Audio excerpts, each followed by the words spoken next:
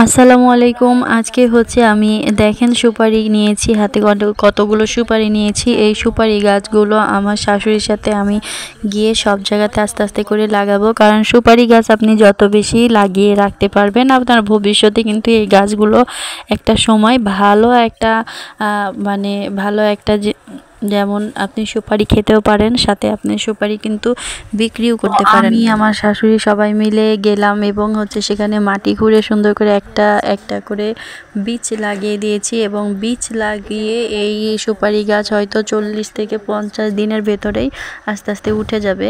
আর এই সুপারি গাছের যদি দানাটা অনেক বড় করেন, অনেক বড় দানা হচ্ছে থাকে, তাহলে কিন্তু সুপারি গাছটা মানে আপনি যেরকম বিছন লাগাবেন তেমনই গাছটা হবে। মাটিটা খুব ভালো থাকতে হবে, মাটি যদি যত বেশি ভালো থাকবে তত সুন্দর সুপারি হবে আর হচ্ছে তাড়াতাড়ি হবে। তবে একটা জায়গা সবসময় খেয়াল রাখবেন যে হচ্ছে গাছ যেখানে লাগাবেন সেই মাটিটা যেন খুব ভালো হয়, কারণ মাটি ভালো হয় যদি তাহলে গাছ কিন্তু খুব সুন্দর হয়। আর এই দিকে আমি চারিদিকে হাঁটছি, আরও ভয় লাগছে, কারণ একটা কথা সবসময় মনে রাখবেন যে সন্তান যেমন ভবিষ্যৎ, আপনার ভবিষ্যৎ, তেমন একটা গাছও কিন্তু আপনার ভবিষ্যৎ।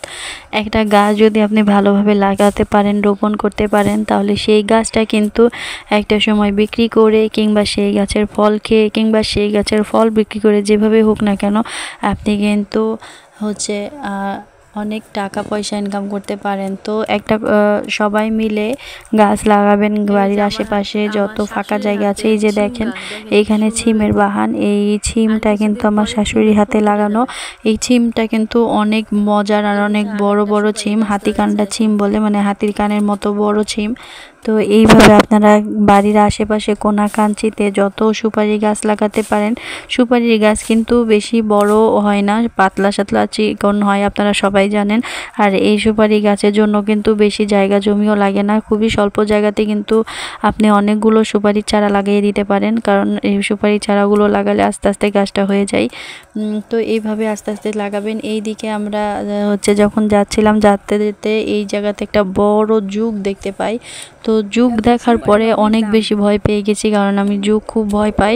আর জুক হচ্ছে রক্ত শুষে খাই, আর রক্ত শুষে খেলে তো বুঝতে পারেন। এই যে আমি জায়গা সরাচ্ছি, দেখেন এখানে বড় একটা জুক আছে। এই জুকটা দেখে আমি অনেক অনেক অনেক ভয় পেয়ে গেছিলাম যে হচ্ছে এত বড় একটা জুক কিভাবে এখানে আসলো। এই জায়গাটা সেই জায়গা যেখানে আমি সারাক্ষণ আমার জানালা খুললে এই জায়গাটা দেখতে পেতাম, আর সারাক্ষণ খুব মন খারাপ হতো, কারণ ঝোপঝাড় আমার দেখলেই খুব ভয় লাগে। এই যে সেই যুগটা দেখেন আনারস গাছের সাথে লটকে লটকে এক পাতা থেকে আর এক পাতার দিকে চলে যাচ্ছে।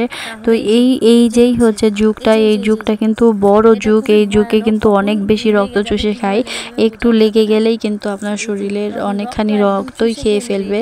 তো হচ্ছে এই যুগ থেকে সাবধান। আমি ভিডিও করছিলাম এই সময়তেও আমার খুব ভয় লাগছিল যে কোন সময় না এই জুক উঠে পড়ে, কারণ জুক উঠলে আপনি বুঝতেও পারবেন না জুক উঠেছে, কিন্তু যখন আপনার মানে খাওয়া শুরু করবে, কামড় দেওয়া শুরু করবে, তখন কিন্তু আপনি বুঝতে পারবেন। আর এই দেখেন এইদিকে আবার আমার একটা প্রিয় মানুষ হচ্ছে গাছ লাগিয়েছে, দেখেন কত সুন্দর করে। এখানে হচ্ছে বাঁশের ঝাড় ছিল, বাঁশের ঝাড় যখন কেটে ফেলেছে, বাঁশের তক্তাগুলো এইভাবে ছিল, এখান থেকে আস্তে আস্তে করে সব গাছ কিংবা ওই যে বিচি থাকে না আপনার সরিষার বিচি, সরিষার দানাগুলো এখানে ছিটিয়ে সরিষার ফুল খাওয়া হয়। এখানে আমাদের বাড়ির আশেপাশে জায়গাগুলোতে ছোট ছোট গাছ লাগানো হয়, যেই গাছগুলো পেঁপের গাছ, মরিচের গাছ, করলার গাছ, তারপরে টমেটোর গাছ, এরকম বিভিন্ন ধরনের সবজিগুলো লাগিয়ে থাকা হয়। এইসব ধরনের সবজিগুলোর জন্য কিন্তু অনেকটাই বেশি সাশ্রয় হয়, কারণ আপনারা সবাই জানেন মানে সবজির বাজার কত চড়া। তো গ্রাম অঞ্চলে যে যেখানে থাকে না কারণ প্রত্যেকটা মানুষই কিন্তু অনেক গাছ লাগায়, যেন তাদের গাছকে মানে কিনতে সবজি কিনতে কম হয় এই জন্য। তো আমার শাশুড়ি কিন্তু খুব অল্প হচ্ছে সবসময় মরিচ কিনে, কারণ মরিচের গাছ আমাদের সব সময় থাকে।